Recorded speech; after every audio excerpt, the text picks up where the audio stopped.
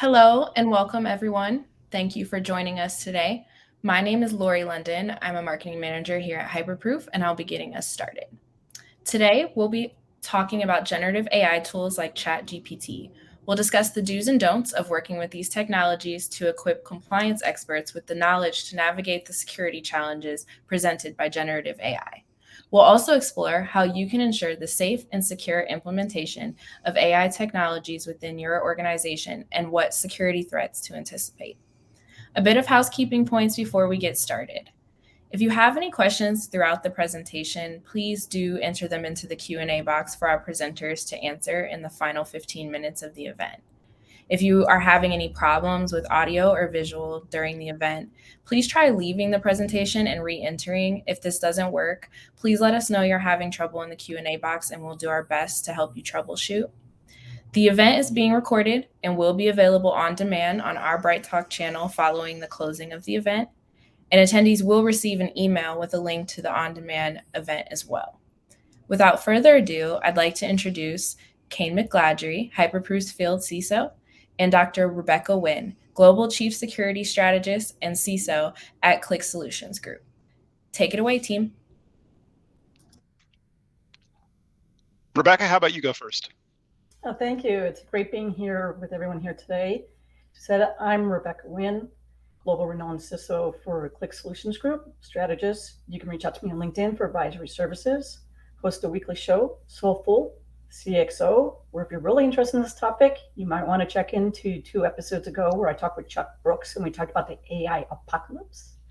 And I do host the monthly show on Bright Talk by Bright Talk Tech target company called Threat Watch. And this month's show in 2 weeks will be with Dr. Ann Kavukian. We'll be talking AI, big data, and the new regulations that are coming down the pipe. Oh, that's fun that you got to hang out with Chuck. He's a good guy. I'm Kane. I am the field CISO for Hyperproof. I've been doing CISO work, cybersecurity work, et cetera, for over 25 years now. I mostly focus on regulatory and compliance matters at this point.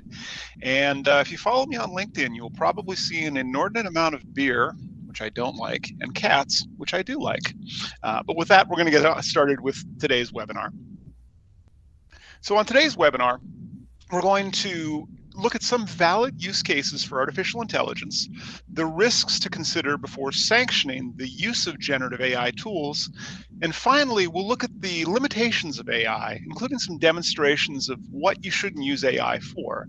That way, you should have a well-rounded understanding of the current state of generative AI. Now, right now, everyone's feeling at least a little worried about generative AI tools like ChatGPT. Most people are concerned about job losses, misinformation, disinformation, data or security violations, and even more.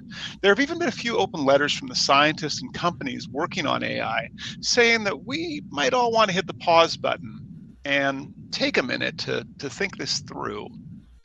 But AI isn't new. We've been using some form of AI as part of our tech tools for decades. And like any technology, it's been improving. But every time we develop a new use case for AI, these types of reactions of concern are natural and understandable. This is particularly true in our current media cycle over generative AI, which it's been dominating the news for the past 6 months now. So even though it's valid to feel concerned, uncertain, and doubtful, there are a lot of ways to use generative AI tools to automate parts of work. So let's start by talking about some use cases for leveraging generative AI today in the workplace. Dr. Wynn? Yeah, as we do talk about ChatGPT and the various generative AI out there, remember that it is based on the internet. Internet is pretty much in English. Most of the time it's on American English, but could be in Canadian English, Australian English, UK English.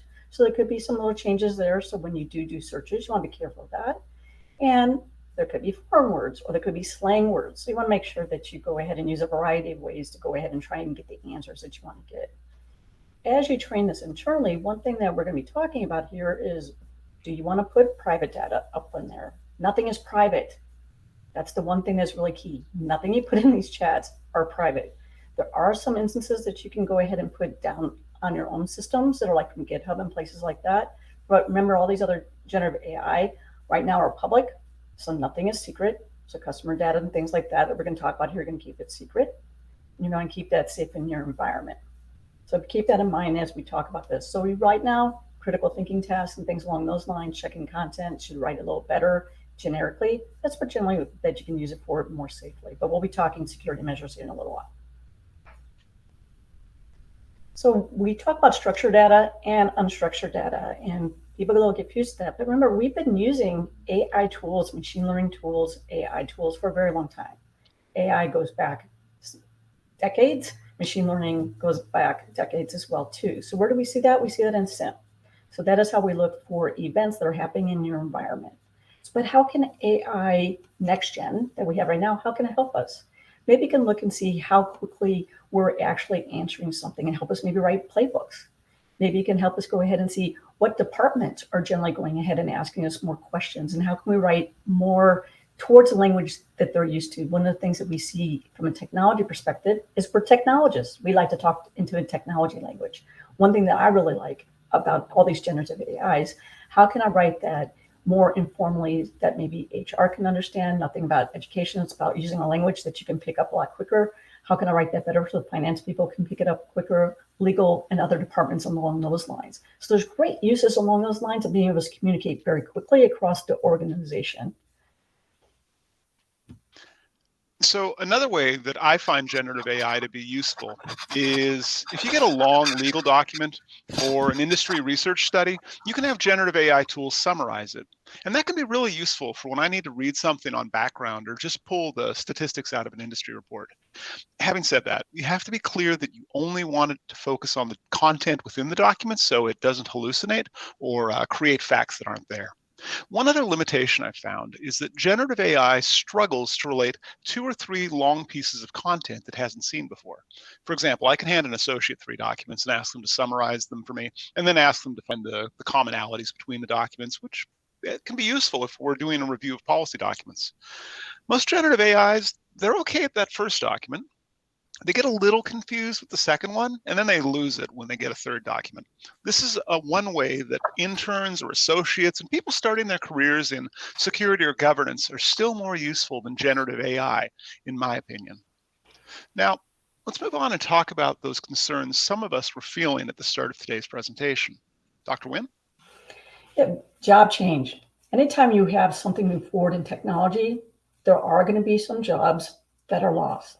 Hate to say it, but it's true. And the reason is because we have new jobs that are coming out that are going to be really cool.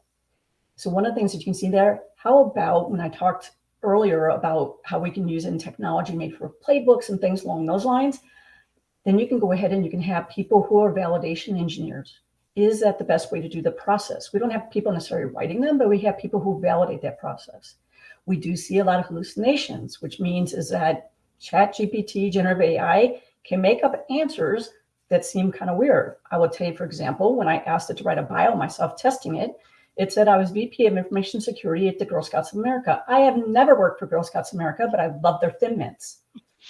So we do have, maybe it's hallucination validation engineers. We do see that we are starting to see in the job market out there, Indeed, Glassdoor, wherever you want to go, we are seeing AI security engineers.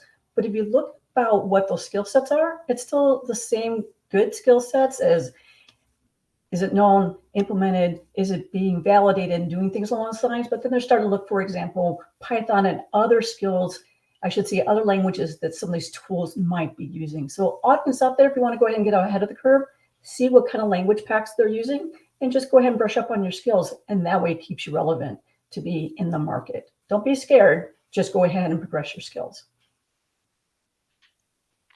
So when we talk about personal responsibility, you heard me mention hallucinations, for example, when I just said there, is just because it kicks something out, same thing as if I Google something or if I Bing something, doesn't necessarily mean it's the truth. You still have a responsibility, not only as an individual, but you have a responsibility as a corporation to validate that information.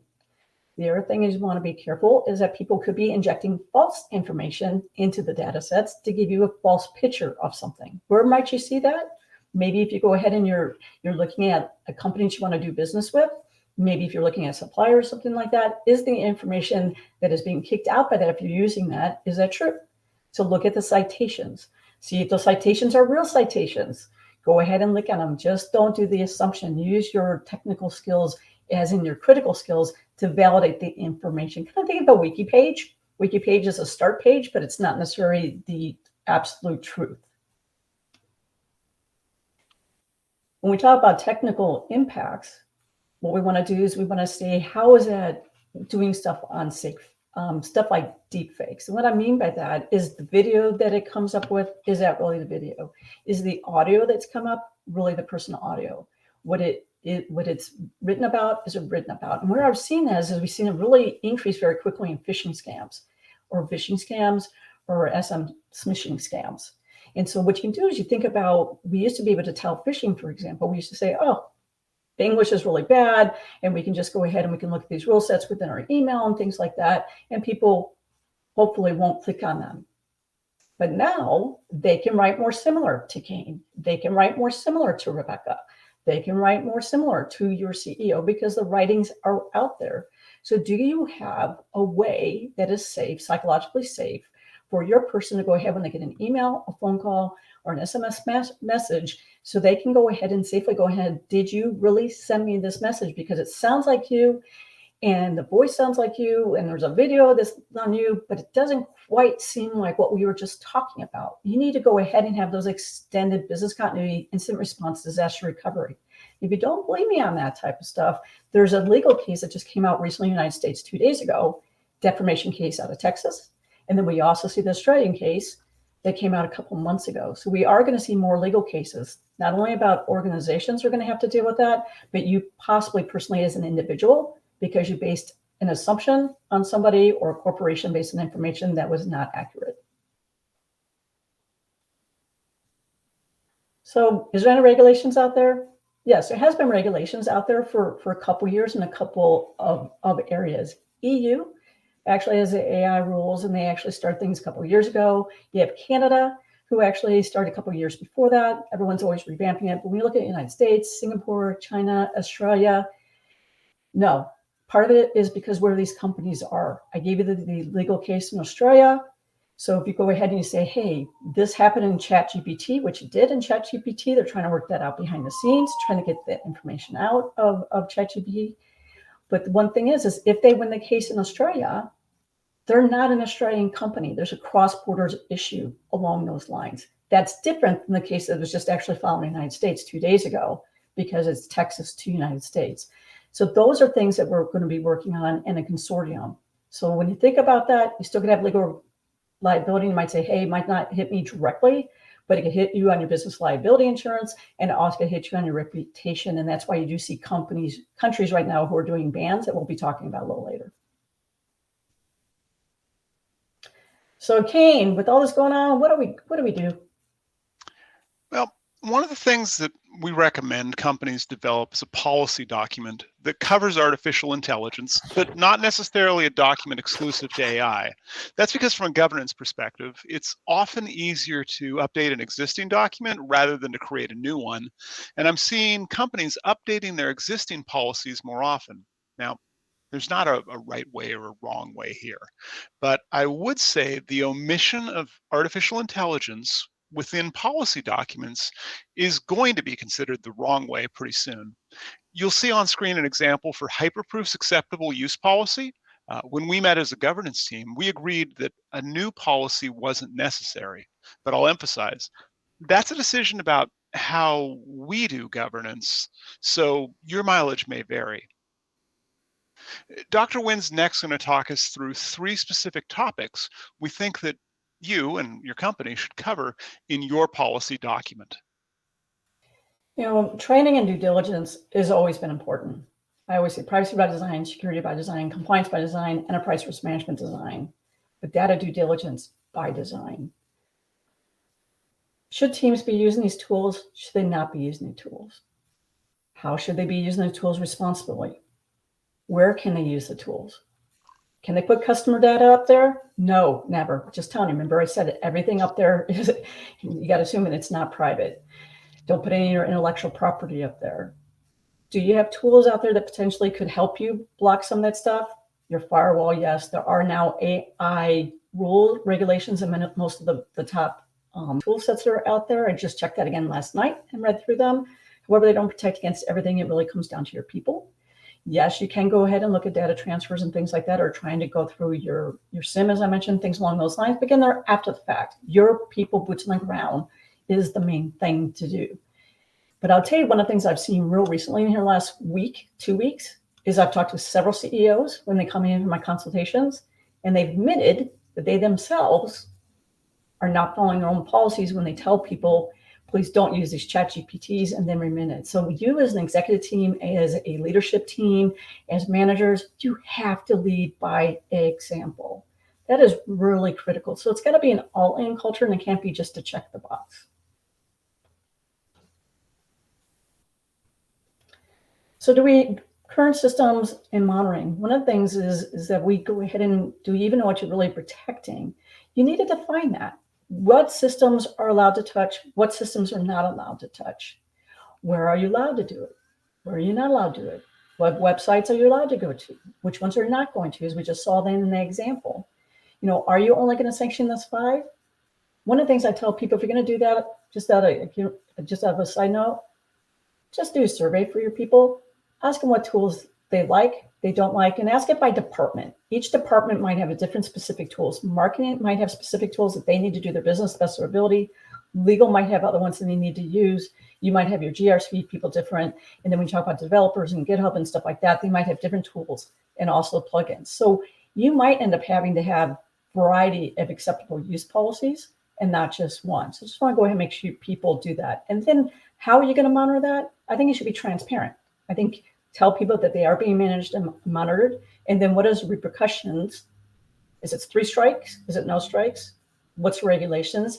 And then the other point on that is there's legal ramifications that could possibly be different depending on what country you're in. I think it's a great time to go ahead and spill out per country that you're in. What are the legal responsibilities per country for that? Also goes into your training. And that's one thing that I also like to do. And then the third thing is when you talk about third-party risk. So the next slide, please. Oh, sure. Is risk management, business continuity, how's that going to be affected? You heard me talk about there's going to be incidents where it's effective right now. And I'll tell you, it's understated, where people are saying 7% to 10% of their data is being streamed out consistently on a daily basis through generative AI. If that doesn't scare you, it should scare you. My stomach just went klunk when I did that. That is a lot of information very, very quickly. Think about it. It could be your finance. It could be something that you're talking about, a stock price that just came out. It could be talking about your pitch deck. It could be talking about a new product that's coming to market, and you just made that public. It could be customer data. It could be PCI data. It could be health data and things along those lines. You need to go ahead and make sure that you understand what that chain is, and you need to be able to tell people how they are to report that. See something, say something, and there's not going to be a negative repercussion on doing that. So you need to be able to spell those out very clearly. That's just the top line. You want more details, reach out to me publicly, or I should say privately, over on LinkedIn. I'd be glad to help.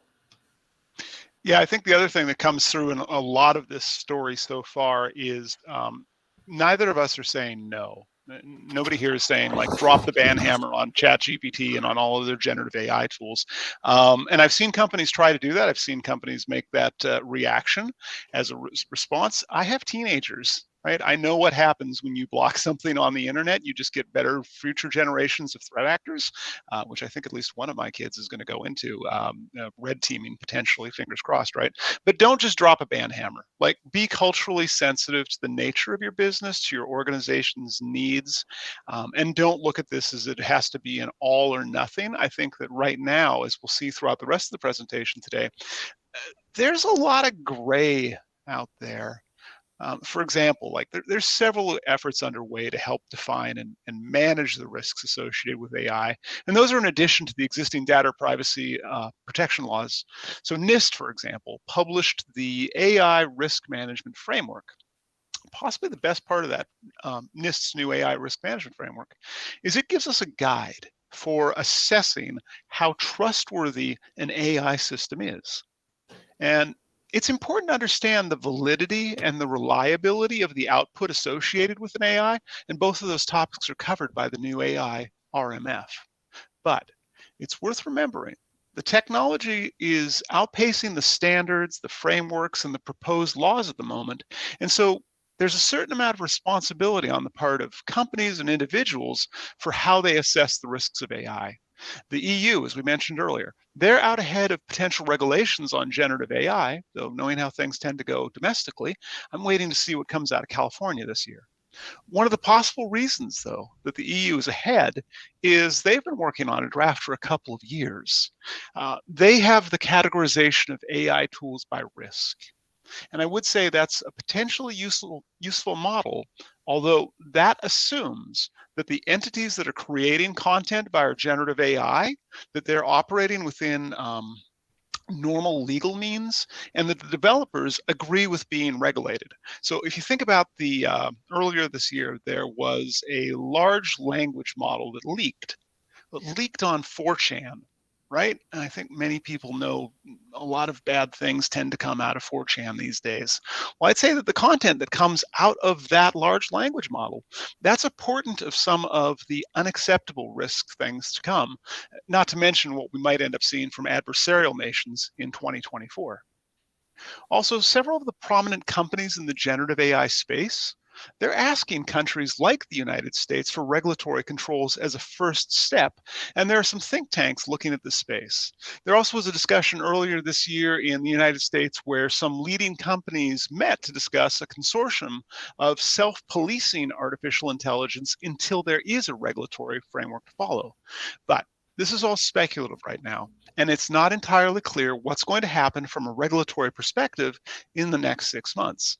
As Rebecca mentioned earlier, we've seen a judge in Texas banning the use of AI in his courtroom. I can't remember his name, but it's like straight out of central casting for Texas judge, right? And he observed that while attorneys have sworn to set aside personal prejudices and biases, the programmers of generative AI products have sworn no such oath. Companies and individuals should be considering how they can responsibly and ethically use AI while we're in this emerging gray area. I've also heard from a few CISOs that I know that they just see AI as just another cloud provider. And their companies are using their existing vendor risk management or third-party risk management controls when they're evaluating the use of AI. And I would say that is a start. But that's because those companies have very mature third-party risk management policies and procedures in place, and they have effective technical controls in place to limit the amount of shadow IT that their employees can use. And people always say, what kind of technical controls can we do? Is there anything out there we can do technically? Well, I'll tell you what's really been coming to the forefront very quickly is your vendors trying to work with you, the security vendors that you're using, which is awesome. You have to partner with them, but you do need to know what that shared responsibility. If you don't know what that is, they're not taking 100% liability. Let's put it in English. You're going to have a responsibility there. So your firewalls just recently in the last 6 weeks, maybe 2 months at the most, they've actually started coming up with a special rule set that's an AI rule set. But AI companies are coming right and left. There's not 2 out there. There's not 5. There's 100. There's 1,000 out there. So they can block some, can't block all. But how really are you going to block it all? If you're going to block all, they're not going to be able to use the great stuff that's on it. So that's the one thing that you have to be able to do is you have to be able to look and ask your team, what are they using it? Why are they using it? Should we be using it that way? Can we do network segmentation so these departments can use it in this way? These other departments can use it in that way. You need to really have those conversations. You need to be able to look at your infrastructure and see all those connection points. You might have a CASB. If you know what CASB is basically another cyber, DLP on steroids that sits between usually the firewall and your data loss prevention product. And they have a URL filtering as well too. You can look there to see where people are trying to go externally to your network. Are they going ahead and basically getting around your proxy? Do you use other proxies to get to those tools? There's usually a business reason for them to do that. So again, that's where you're going to be looking at those logs. Are you going to be looking at your data loss prevention?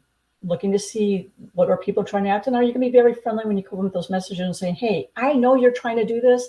Can you explain to me why you're trying to do this? We can work with you to try and go ahead and allow you to use it in the way you need to. I said, one of the biggest things I see is that people are trying to allow 100 tools. 100 tools is a lot harder to manage. And if you don't believe me that, if you look at all the plugins, once you're in a tool, you usually can enable those plugins very, very quickly. Those plugins are controlled by other companies. What's their security, privacy, compliance? Are you going to be compliant or compliant? What is their data retention policies? ChatGPT keeps things generally, they say, for 30 days. I say generally because until I validate, I'm not going to say for sure. But what about your contracts and stuff like that? Williams, if you did actually put customer data and stuff like that there, I bet you 10 to 1, they're not saying that you can have it sitting out there for 30 days. You're going to have an issue. So maybe you need to look at something that your people can use more effectively internally. That's going to be something that is a private GPT, like, again, there's stuff that's on GitHub and places like that. Directly ChatGPT and some of these other ones are coming with the business sector one, and they're also coming with the government sector one. They're not ready yet. But again, you're still going to have to validate. How about privacy within your own tools? Looking at the left-hand side and the options. Can you keep that privacy or not keep this privacy? When I'm talking about that, is being able to go ahead and recall the last message to write to the next message. If you turn that off, then I'm asking one question at a time. Only time can't correlate data. So you really have to be able to understand that. But we have the security stacks in place. We end up having the big tier companies who want to work with us. Key to yourself, if you're security personnel, if you're not already out there speaking with those vendors, seeing what's on their roadmap and how they are going to work one with you to help you secure your network, because they don't want you to see that breach or that leakage either. Those are conversations you should be setting up the next week. Yeah, the other thing I'd say before we move on is just on hard controls. There's going to be some granularity here. I can think of a CISO that has they're at a smaller firm, and they're able to have a blanket policy statement, and they're also able to have a blanket set of hard controls that they can apply to all of their end users. I can think of another CISO I know at a slightly larger company. That's understating it rather much, kind of a big company. They have to consider contractual obligations from within their supply chain, both suppliers, vendors, customers. And they were telling me a story of a specific contract they're working on with I believe it's a customer of theirs, that specifically prohibits the use of generative AI and also prohibits the use of a fairly well-known thesaurus and grammar checker. So they've had to actually go through their tech stack and say, okay, if you're working in this space, you can have this set of controls. If you're working in this other space, you need to have a different set of controls. And as somebody who's like, I've worked on defense industrial based systems, I can guarantee you, you will have a different set of controls associated with that. The other thing I want to double down on, just in terms of a control inventory, have one.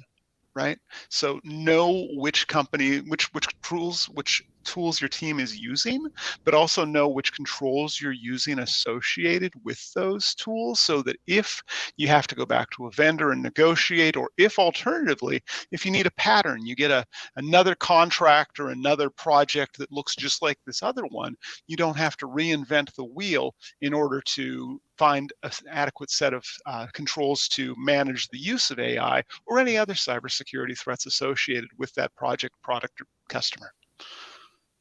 But I want to move on. Right? We've talked about some of the possible sanctioned uses of AI, and we've talked through some of the risks and controls you want to think about. For our final section today, instead of just speculating about the risks, let's actually look at them firsthand. We're going to review a series of 3 prompts in generative AI demos to talk about some of the recent newsworthy examples of what not to do. And this first one might seem obvious, but we've already seen a series of reported incidents where employees in the medical field are using programs like ChatGPT to write diagnostics or patient write-ups and so forth.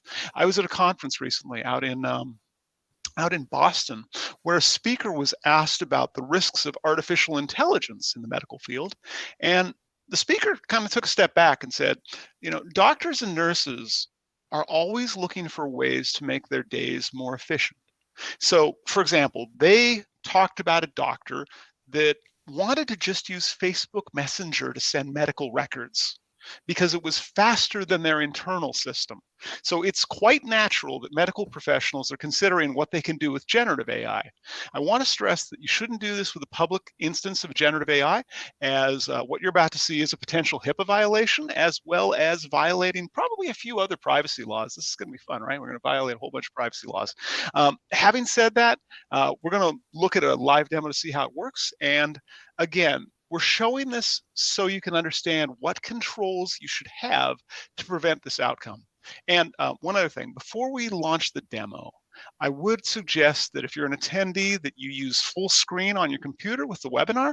We're going to actually drop off the right side of the presenter because we're going to be looking at text. So this way everybody should be able to see smaller text. I'm just going to go to our presenter layout here, and I might need to call for an assist. Lori, could you switch our presenter screen, please? And I will move us to the, thank you. All right, so let's get started with our first demo.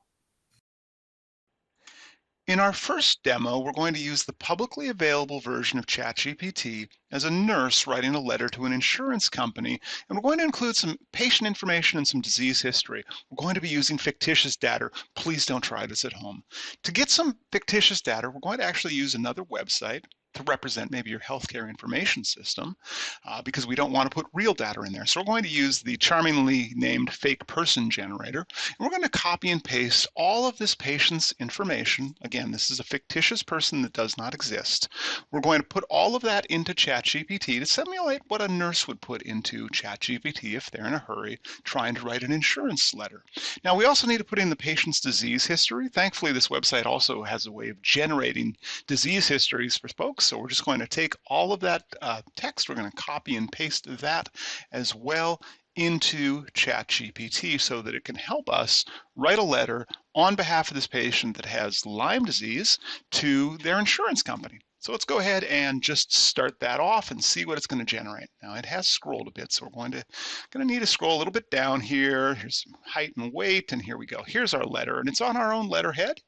And this is kind of the thing that a nurse with access to ChatGPT, well-meaning by all means, could do as a way of potentially seeing that they could accelerate their workflow. So here we've got ChatGPT's tried its best. It's given us a description of Lyme disease. It's given a description of some possible treatments. It's given some notes around their healthcare policy, and we've got a statement here as a healthcare provider. It seems very reasonable, and a person in a hurry who has multiple patients to treat throughout the day might think this is acceptable. Now, the letter's a little longer, so we're going to have to hit that continue generating button just to get the end of it. Well, let's look at this example just a little further. For our next question, what would we ask the pharmacist to treat the patient's disease if we didn't know what's a good treatment for this? Right, so here are some suggestions. Again, this is ChatGPT now giving potential medical advice without oversight. Now, if the nurse is truly in a hurry, they might say, you know what, the first one looks pretty good. Let's just get a note and send that over to the pharmacist and to the physician. So let's go ahead and just get a note that we could send an email.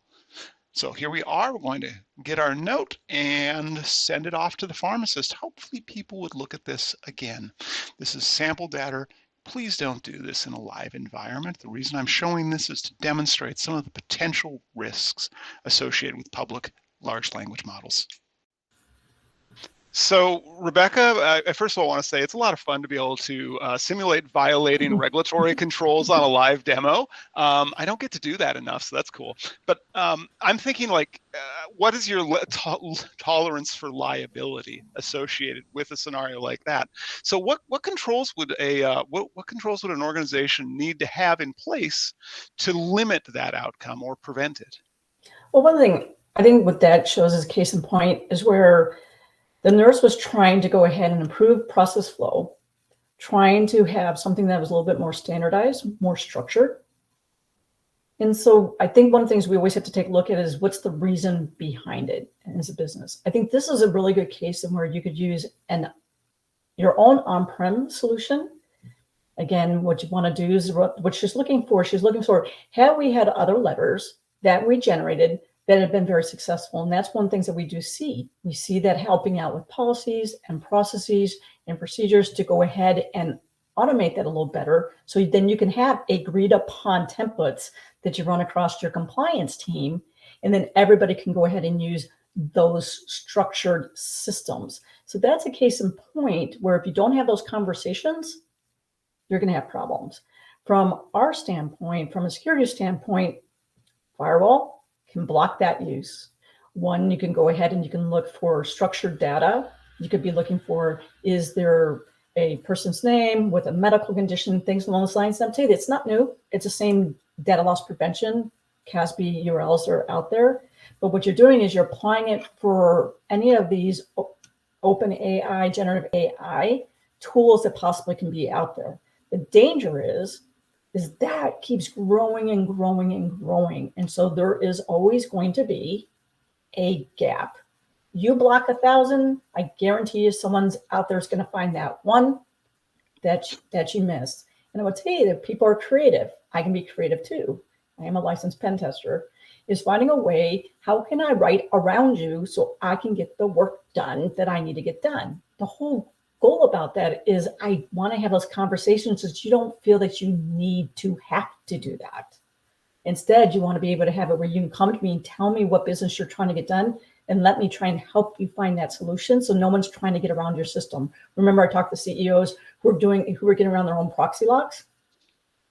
Again, you don't want to be able to do that. But that from the DLA stick, firewall, your CASB, your data loss prevention will minimize it. But remember when I told you before, earlier in this presentation, 7 to 10% of intellectual property, customer data, and stuff like that is going out right now through these tools, even with some companies who are having those great things in place. So you've got to get everybody on the same page team-wise. The other thing I'd go back to before we go to our second demo, something you said earlier is about training, and I'm thinking forward 6 months or thinking forward a year where, assuming the current rate of adoption associated with generative AI stays true and it continues gaining market share and mind share, we want to educate our new employees, not just our existing employees, but when somebody comes in the door, a nurse is like a nurse just finishes their residency. They start in 2024 in June at a new medical facility. They are in the habit of using ChatGPT. They're not going to know that they're doing something wrong, right? But we want to educate them on whatever those appropriate tools are that they can use to get to that outcome. Because what we're trying to get to here is a business outcome, not necessarily saying, oh, this tool is bad or this tool is good. What are the tools that we can give people to get their jobs done and make sure that they're aware of those tools rather than, what we saw kind of for the past 20 years, which is shadow IT adoption at a remarkable clip. I want to move on to our second demo. I think I've got a slide for it as well, just to cue it up. There we are. So the second scenario also might feel a bit obvious. But as we've said, you never should input your trade secrets, your personally identifiable information, or any other non-public data that could put your company at risk into a public place. This seems like common sense, but as we've said, as Rebecca has said, the amount of data being fed into programs like ChatGPT is just off the hook, right? So for example, if your company's finances aren't public, you wouldn't want to use a large language model to help you prepare a deck for an upcoming meeting, because who knows who's going to be able to find those financial data before they're published. So we're going to look at a demo associated with that. Again, I'm going to be violating probably some SEC reporting rules at this point, so that should be fun. In our second demo, let's create an image. So let's get our Q1 data. Let's forecast that based on our Q4 data. And because we need some sample information here, I'm just going to take our company's finances and I'm going to copy and paste those into the publicly available version of Bing to help me create that image for my big board presentation. Now, I'll get this started, and those of you who come from a regulatory background might appreciate what I just did feels kind of sketchy, right? I just may have uploaded non-public material financial data into a publicly available data source. Not the best thing to do. However, you'll notice I used Contoso. Those of you who know Microsoft, that is their sample company name that they use in all of those. On a positive note, we'll see here that Bing is explaining its rationale for how it did its calculations. So if I get questions from the CEO or CFO, I can hopefully justify them. Now, I did want an image though. So let's go ahead and let's get Bing to create me an image on my Q4 revenue just for reference. But also I want to really make this one sing, and I know our CEO likes cats. So let's go ahead and get a cat in that picture, maybe a piece of paper being held up by a cat because I'm in a hurry. I'm thinking on it. I'm not sure how that's going to work, but let's go with it, right? So Bing's going to try to create that. That's fantastic. So if I'm in a hurry creating a presentation for the board or for my executive team, I could do this. It's going to create an image for us. We'll load that up. It does take a moment here, and oh, here we are. Here are our cats. There's our first cat. This has got a person holding it. I wanted a cat holding it. The second one, no. This third one. Oh, I like that one. The font could use some work, but yeah, I think I'll go with this one to show to the board on our company's Q4 finances. So other than the, I'm still not quite sure how that cat's arms work in that image. That's one of those lingering questions I have. What are the things that an organization could have to prevent that outcome from happening? Well, I just want to call out, it should be a dog, not a cat. And I do want to call out people, just because there is an image out there that is on the internet does not mean that it's public use. So you want to be careful of that. I want to make sure that we do call that out. So again, here's a time where someone's saying, hey, I have a presentation to the board. We have the same data points each and every time.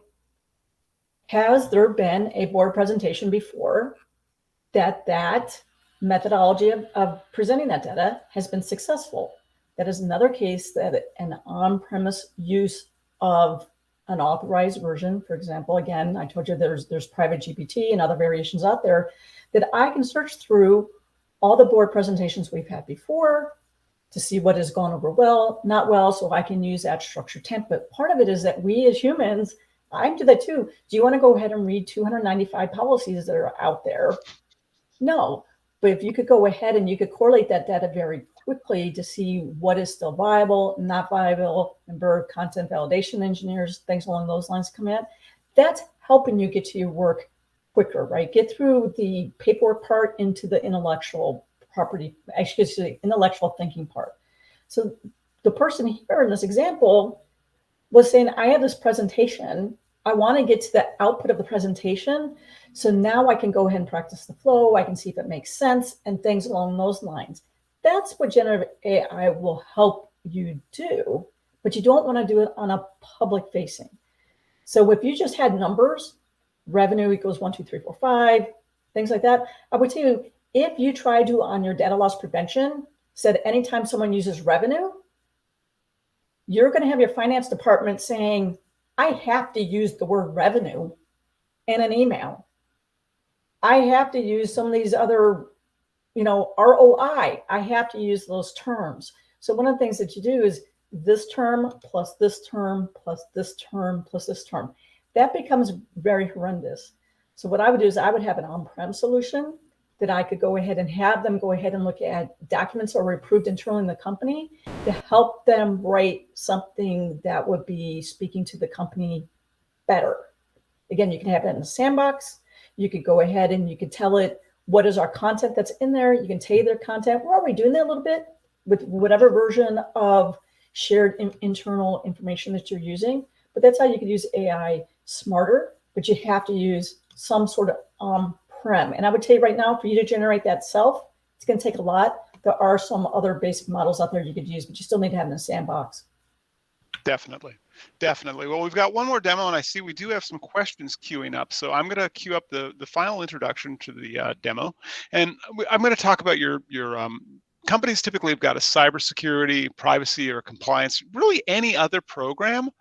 I'd say you shouldn't be measuring its maturity through the exclusive use of generative AI tools. Again, this is an area where I see interns or associate consultants, people who are new to cybersecurity or to compliance, their jobs aren't at risk right now. So we're going to see what happens when we ask ChatGPT to summarize the contents of a policy document to help us assess how mature our cybersecurity program is. And again, I'm going to switch to full screen so everybody can just focus in on this. There we are. And let's go. In our final demo, let's have ChatGPT evaluate a policy document. So let's do the risk assessment policy document. We're going to use the SANS Security Institute. They've been around for over 20 years, so they certainly would know how to write a policy document or a policy document template. So let's just take their risk assessment policy, and we're going to copy and paste all of this, and we can use ChatGPT to evaluate how mature it is. So we'll take all of the text. I missed a little bit there. Hang on just a second. What happens with PDFs? Great, got all that. I'm going to copy and paste that in. We're going to put it in double quotes so it's not part of our prompt, and we asked it to be evaluated on the CMMI scale, which is a scale between 1 and 5. 1 is the initial spot where organizations start out. 5 is honestly pretty rare, and we're going to have ChatGPT look at this policy template. So looking at its response, it says that it appears to be a relatively low level of maturity.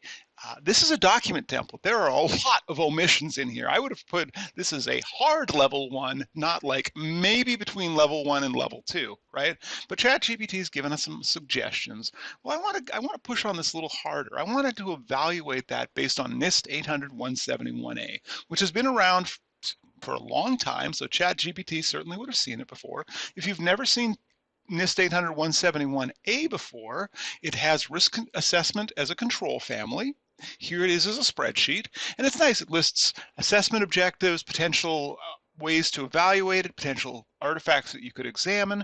It lists all of our assessment objectives as well as the security requirements associated with those. And it has a numeric identifier scale, so it starts with the number 3. So everything in 3.11 is associated with the control family or control domain of risk assessment. So let's go ahead and have ChatGPT evaluate if the policy document meets or doesn't meet the assessment objectives for NIST 800-171A, and I want to have that as a table. I want the identifier, the objective, if it was met or not met, and the reason why, right? And here are all of our assessment objectives that it's going to then evaluate against it, right? These are publicly available data, so maybe if I wanted to evaluate my cybersecurity maturity, I could do this, right? And it turns out not so much, right? So here is the table it's giving me. It's nice that it gave it to me in a table. It gave me some explanation as to things, but I want to scroll just up a smidge here. So remember at the top, I said all of those start with the number 3. It just said RA1. Well, let's go ahead and go look and see. Did I forget something about NIST 800-171A? Let's see if RA1 somehow appears in here. So let's just do a find and see. Is there anything about RA1? And no, there's not. So even though I told it to use NIST 800-171, right, it's using a different measurement scale. If I go search for RA3, there's no mention of this here. Right, it used the wrong measurement scale. It's using NIST Cybersecurity Framework, NIST CSF 1.1, rather than NIST 800-171A. So this is a materially wrong set of information that it's produced, even though it is defending it and saying, like, based on the assessment objectives and risk assessment control family of 800-171A, no, this is wrong. So let's ask it, like, hey, what did you do wrong? Because you can do this using reflection in a large language model. Well, it wants to know, well, what do you think I did wrong? All right, well, fine. Well, you used NIST CSF. You didn't use NIST 800-171A, right? I could tell this to an intern or an associate consultant in cybersecurity. They'd get it. ChatGPT, though, check this out. It's doubling down on the wrong information, right? This is a dangerous application of this. I would not recommend using ChatGPT for this. So I know how much time we have left. We're going to probably skip banter back and forth on this one and just kind of go to our last slide. Because at the start of our presentation today, we talked about the valid use cases for AI. We then looked at some of the risks to consider before sanctioning the use of generative AI tools. And finally, we looked at those 3 illustrative examples of what not to do. So I want to thank everyone for taking some of your time to spend with us today and ask, Lori, I've seen the questions rolling through. Which question do we want to start with? So I will start with this question, and that is, when it comes to decision-making processes, what are some of the advantages and disadvantages of incorporating generative AI systems? And secondly, they asked, How can organizations strike a balance between relying on AI recommendations and maintaining human judgment and intuition? I'll take the first part of the question. When you're talking about critical analysis, I'll give you a good example. You could ask, especially if you're a younger company, startup, or maybe you don't have the numerous staff that some other companies might do. Maybe you want to say, how should I even be doing an incident response? So you can go ahead and you can say, what are the top 10 steps I should be taking from an incident response perspective if I had an insider threat issue? And it would say, here's the top things that normally most people do. When it does, it takes it from a model saying, looking through the internet, of every time that question has been asked to any of the executives out, I should say experts out here, here's the top things. And then you can look at number one and you say, hey, here's this number one phrase that you gave me. Can you break that down and give me the subcomponents of that? And they would say, okay, here's then the sub steps, 1, 2, 3, 4, 5. And so you can keep breaking it down along those lines. That's for almost any process. And you still have to validate it, but what it's doing is looking to see whatever stuff has been written out there to go ahead and give you some of those starting points. And I think especially for companies that are understaffed or you don't have expertise in that particular area, at least gives you a better runway to go down there. And I will also mention here, dealing with your vendors. Anytime you have a process that you're not sure about, reach out to your vendors. They're always willing to help. Yeah, and I'd say for the second part of the question, oversight really is the theme that comes throughout a lot of conversations associated with AI of any form. And it's having a human verify what it's come up with and also asking some of its rationale for why it derived an answer. Like at no time should we accept black box, magic box that just gives us it's our magical thinking oracle that does our jobs for us. I think we do have to validate what it's written and to make sure that it makes sense, especially in decision making. And I think in some industries, I'm thinking of say the banking industry, the financial industry, for example, there are definite risks associated with the use of artificial intelligence in, let's say, the determination of why somebody should or should not be eligible to get a loan, right?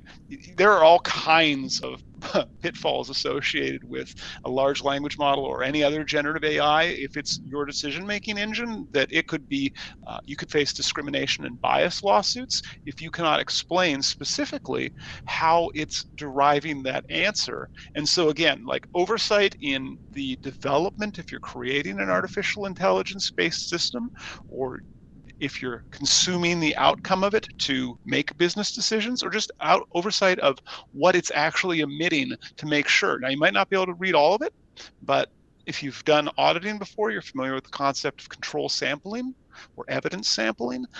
Check a percentile, see, has it gone off the rails? Are we at risk? And every company is going to make a different determination based on that tolerance and that threshold for risk. Great question. Lori, do we have more questions? I think we do, right?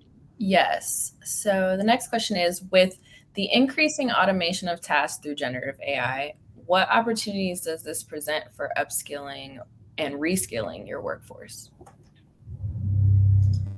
I'll take this one first, and then Rebecca, you can weigh in on it as well. I think that we've hit that point where AI is here and it's a tool that some of us can use, but it's not going to be applicable in all scenarios, and it's not going to be applicable in all industries, right? AI is not going to, if I have a plumbing issue at home, right? You cannot AI your way out of a clogged drain. That's just not going to happen in reality. But can you use it to do parts of your job faster? Yes, absolutely. You certainly can do that. Will it replace some jobs?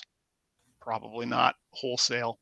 I'm fairly confident in saying that certain categories of work associated with a job we might see go away, and they're going to be the things that don't require creativity, that don't require intuition, that don't require a lot of contextual external knowledge. For example, take reviewing two laptops. Like, let's say you're working in a news organization and you review laptops for a living, which I'm sure people out there do, until an AI generates like its own set of hands and eyeballs and like interface to actually mash on the keyboard, it can't do that, right? It cannot go out and collect real world information that's outside of its domain that it's already seen. So I think that's not going to be a massive risk. So there is, however, upskilling abilities for our employees and for ourselves of how we can do something faster using generative AI. I'm planning a trip to wineries in the summer with some friends.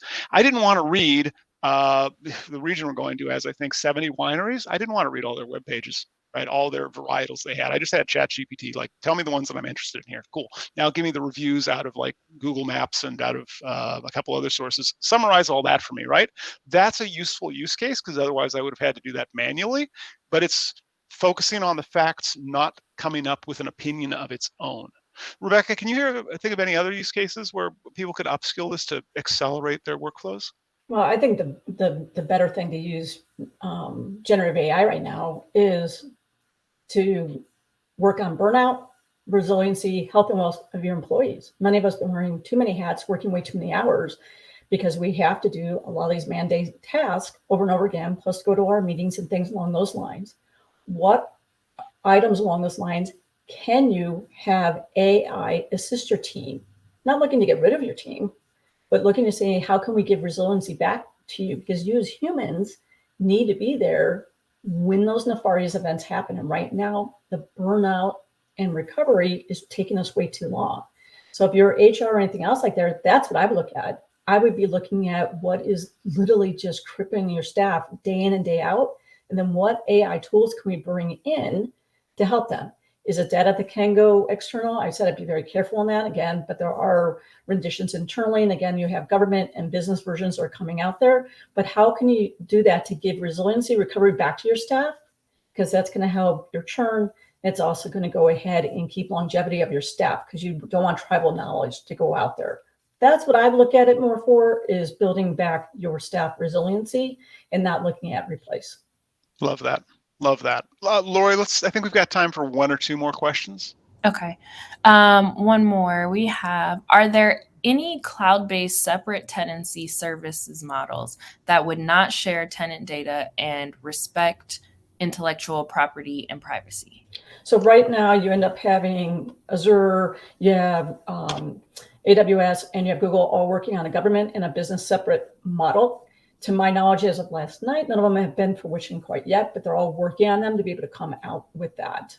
Kane, do you have any further information on that? So I can't share non-public information, but I can say that a CISO I know is spinning up their own large language model on Azure in their own tenant, and it has no internet facing beyond like what's inside their Azure boundary. And so they said, you know what, we're not going to wait for something. We need this today. Cool. Let's use what we can spin up ourselves. So it is possible for organizations to do as well. This isn't some magical computer science project. This is something where you can, I think Rebecca even said, you can download this stuff from GitHub, right? Don't download untrusted code from GitHub, of course, but you can certainly download your own, train it yourself, and then just use it on your own computer. But like the consortiums that we're talking about, it's like on steroids right now. The last things I was looking at were just the talks that were just happening a couple of days ago. So healthcare, again, the government sector and business sector working on that. You might want to go ahead and Google them. There were some great talks just in the last 2 to 3 days on that. And I'm talking about from the vendors directly themselves working with the government and all that stuff. Yeah. Great questions. Lori, I don't think we have time. I think we're hitting the top of the hour here, right? We are. We've run out of time, but as always, if there are further questions, people are welcome to reach out directly. Yeah, definitely reach out to either Dr. Wynn or I on LinkedIn, or reach out to us. I think we've got, we have the links in the chat too there, so on the slide. So I want to thank everybody for your time today. Thank you for participating in today's webinar. And Rebecca, thank you so much for joining us today. It was a pleasure. Thank you both. As always, the recording will be available on our Bright Talk channel very shortly after we end. Thank you all for joining us. Bye.